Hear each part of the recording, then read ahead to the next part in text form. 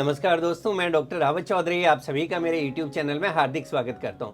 Friends, आज हमने एक बहुत इंपॉर्टेंट टॉपिक लिया है। इनफैक्ट क्लिनिक पे काफ़ी पेशेंट्स आते हैं जो गाल ब्लैडर की सर्जरी के बाद जानना चाहते हैं कि सर मैं क्या खाना चाहिए, क्योंकि अक्सर देखा जाता है कि जब गाल ब्लैडर की सर्जरी हो जाती है, गाल ब्लैडर जिसको बहुत से आप रूटीन में कहते हैं पित्ताशय की थैली, जब सर्जिकली उसको रिमूव कर दिया जाता है तो उसके बाद उनको कई तरह की प्रॉब्लम्स का सामना करना पड़ता है। फ्रेंड्स, गाल ब्लैडर का ही अगर किसी को प्रॉब्लम है तो आप जानते हैं कि होम्योपैथी के अंदर बहुत ही अच्छी अच्छी मेडिसिन आती है जिसमें आपको सर्जरी नहीं करवानी पड़ती है और मोस्ट ऑफ द केसेस के अंदर जो गाल ब्लैडर होता है उसके अंदर जो स्टोन्स या जो पथरी है उसको आप निकाल सकते हो।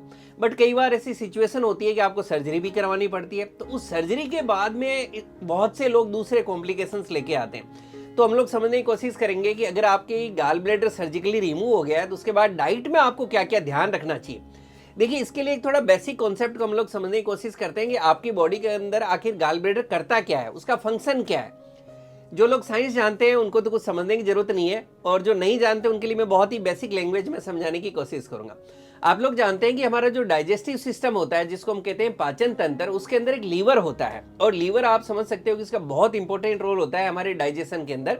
और लीवर एक जूस सेक्रेट करता है जिसको हम कहते हैं बाइल। अब ये जो बाइल जूस होता है लीवर के अंदर, इसका कंटिन्यूसली सिक्रेशन होता रहता है, और ये नीचे जाके एक थैली नुमा पाउच नुमा स्ट्रक्चर होता है इसके जस्ट पास में, उसको हम कहते हैं गाल ब्लैडर, वहां जाके स्टोर हो जाता है। और ये जो गाल ब्लैडर के अंदर जो बाइल का जो स्टोरेज होता है, इसका अंदर वहाँ स्टोरेज भी होता है और इसका कंसंट्रेशन भी होता है, मतलब ये कंसंट्रेटेड हो जाता है। वहाँ होता क्या, जब भी आप खाना खाते हैं तो लगभग 30 मिनट बाद में आपका खाना जो है छोटी आंत, जिसके पार्ट को हम कहते हैं ड्यूडोनियम, जब वहाँ पहुँचता है तो गाल ब्लैडर वहाँ से जो ये स्टोर वहाँ बाइल था जो कि लीवर ने सेक्रेट किया, और गाल ब्लैडर में ये जो बाइल जूस है वहाँ स्टोर रहता है। और जब भी खाना आपका ड्यूडेनियम यानी छोटी आंत के उस पार्ट में पहुँच जाता है तो उसको कुछ मैसेज मिलता है बॉडी के अंदर से, और वहां पे कॉन्ट्रैक्शन होता है, और कॉन्ट्रैक्शन होके और वहां का जो जूस होता है वो ड्यूडेनियम में छोड़ दिया जाता है, जिससे कि आप बॉडी के अंदर जो डाइजेस्टिव सिस्टम है, पर्टिकुलरली आपके फैट्स के मेटाबॉलिज्म के अंदर इसका बहुत इंपॉर्टेंट रोल है। तो आप इसको शॉर्ट में समझे तो वापस ऐसे समझ सकते हैं कि लीवर से एक जूस निकलता है जिसका नाम है बाइल, वो गाल ब्लैडर में स्टोर होता है, और इस बाइल जूस का जो काम है वो है फैट्स का, या जो तेलीय पदार्थ होते हैं आपके, उनके डाइजेशन के अंदर इसका इंपॉर्टेंट रोल है।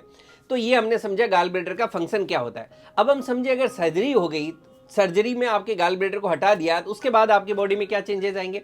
चेंजेस के अंदर फ्रेंड्स ये आएगा कि जो बाइल जूस है वो तो लगातार बनेगा, क्योंकि वो लीवर के अंदर बनता है और धीरे धीरे स्लो स्पीड से बनता रहता है, और वो स्टोर होता है गाल ब्लैडर में। अभी हमने बात की सर्जरी में क्या हो गया, गाल ब्लैडर आपका रिमूव हो गया, तो अब जो आपका लीवर के अंदर जो बाइल जूस बन रहा था वो डायरेक्टली आपका स्मॉल इंटेस्टिन में धीरे धीरे वहां रिलीज होता रहेगा। कोई स्टोरेज नहीं है, या जब जरूरत है एक साथ रिलीज करने की तो वो भी नहीं होगा, और वहां जो कंसंट्रेटेड बाइल जूस बन रहा था वो भी नहीं बनेगा। तो आप समझ सकते हो कि डायरेक्टली अगर वहां जाएगा तो आपकी बॉडी में कुछ चेंजेस या कुछ बदलाव तो आपको देखने को मिलेंगे।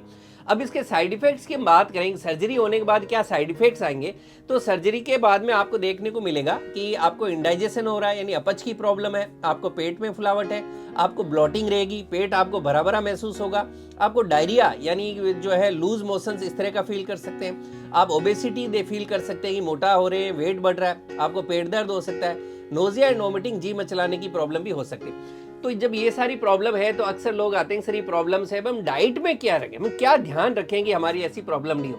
देखिए, अगर हम लोग डाइट की बात करें तो एक बेसिक रूल है जिसका आपको ध्यान रखना है। सबसे पहली बात तो ये कि हमने समझा कि जो बाइल जूस है उसका काम था फैट्स को डाइजेस्ट होना, तेलीय जो भी आप चीजें खाते हैं उनको डाइजेस्ट करना। जब बाइल जूस प्रॉपरली बॉडी को नहीं मिल रहा है तो आपको जो फैट फूड है वो नहीं लेने। कोई भी चीज जो ऑयली है, स्पाइसी है, फैटी है, फ्राइड है, या जिसका फैट कंटेंट हाई है, वो आपको नहीं लेना। ये बेसिकली आपको ध्यान रखना है। इसी के साथ में आपको ध्यान रखना है कि जो डेयरी प्रोडक्ट्स है उनको भी आप अवॉइड करें। आप ये भी देखें कि आपका कैफीन बहुत ज्यादा नहीं हो रहा हो, आप एल्कोहल बहुत ज्यादा नहीं ले रहे हो। इसी तरह से वो सब्जियां या वो खाने की चीजें जिसमें ग्रेवी जो है बहुत ज्यादा है, तो उन चीजों को भी आप अवॉइड करें। अब आपको खाना क्या चाहिए, वो चीजें खानी चाहिए जिसमें आप रूटीन में बात करें तेल नहीं हो, मिर्च मसाला नहीं हो, ऐसी चीजों को आपको खाना है। तो नेचुरली कौन सी चीजें होंगे, हाई फाइबर जो डाइट है वो आपको लेनी है, जिसमें मिर्च मसाले भी नहीं होंगे और आपको तेल भी नहीं होगा। सेकेंडली, आपको स्मॉल मील्स लेना चाहिए, यानी आपको जो है दिन भर कुछ ना कुछ छोटा छोटा आपको खाता रहना चाहिए, ओवर ईटिंग भी नहीं करनी और बिल्कुल भूखे भी नहीं रहना। और इस चीज का अगर आप ध्यान रखेंगे तो नेचुरली आपका जो बॉडी का डाइजेशन है वो प्रॉपर्ली चलता रहेगा। अब हम बात करें कौन से बेस्ट फूड्स है, ये हमने एक बेसिक रूल समझ लिया, लेकिन कुछ फूड आइटम्स है जिनको अगर आप लेते हो पर्टिकुलरली अपनी डाइट में अगर आप एक्स्ट्रा लेते हैं तो आप अपने आप को और कंफर्टेबल पाएंगे। अगर इसमें आप देख सकते हैं कि आप सारे फल खा सकते हैं, क्योंकि फलों के अंदर ना तो तेल डलना है, ना उसमें मिर्च मसाला होना है। इसी तरह से जो सब्जियां बनेगी वो आप सब्जियां खा सकते हैं, लेकिन सब्जी में ये ध्यान रखें कि कम से कम तेल यूज हो और कम से कम मिर्च मसाले यूज हो। तेल के अंदर भी आप ये देखें कि वो तेल जिसमें थोड़ा चिकनाहट कम होती है वो यूज करें। प्रेफरेबली आप जैसे नारियल का तेल यूज कर सकते हैं, या जैसे आप ऑलिव ऑयल है इसको यूज कर सकते हैं, तो आपके लिए और भी बेटर होगा, क्योंकि वो इजीली आपके डाइजेस्ट हो जाएगा।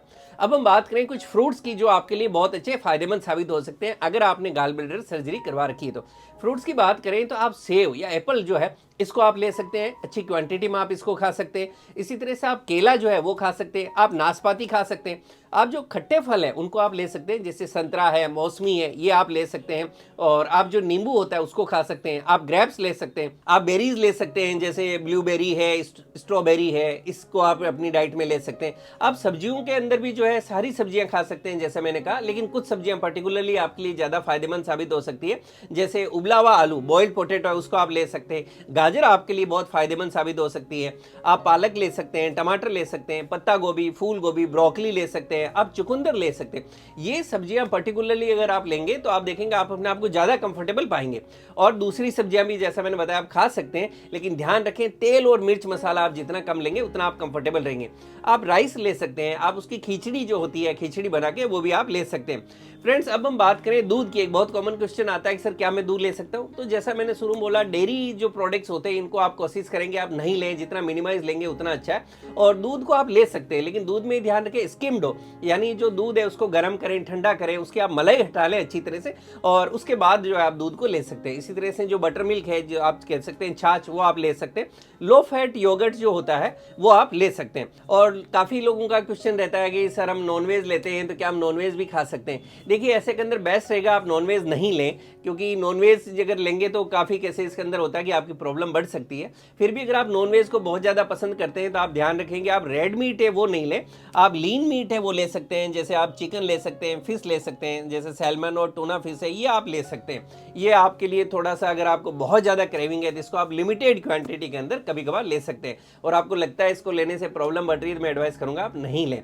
और एट लास्ट अगर आप देखें तो आपका एक पर्सनल एक्सपीरियंस बहुत इंपॉर्टेंट है। आपको पर्सनली लगता है कि मैं ये चीज़ खाता हूँ, मेरी तकलीफ बढ़ जाती है, तो उसको आप बिल्कुल भी नहीं लें। और आपको लगता है मैं ये चीज़ खाता हूँ, मैं कंफर्टेबल रहता हूँ, तो उसको आप अपनी डाइट में शामिल कर सकते हैं। फ्रेंड्स, इस वीडियो के अंदर मैंने कोशिश की बहुत ही कॉमन टॉपिक को कवर करने के, जिसके क्लिनिक में बहुत से लोग आते हैं। बहुत ही कॉमन है गाल ब्लैडर की सर्जरी और उसके बाद जो पेट से संबंधित प्रॉब्लम्स होना, कि सर उसके अंदर हम क्या खाएं। तो मैं उम्मीद करता हूँ वीडियो आपके लिए लाभकारी साबित होगा। इसी तरह से मुझसे जुड़े रहने के लिए मेरे यूट्यूब चैनल को लाइक करें, शेयर करें, सब्सक्राइब करें और बेल आइकन जरूर दबाएं, जिससे मैं जैसे कोई वीडियो डालूं आपको नोटिफिकेशन मिल सके। Thank you.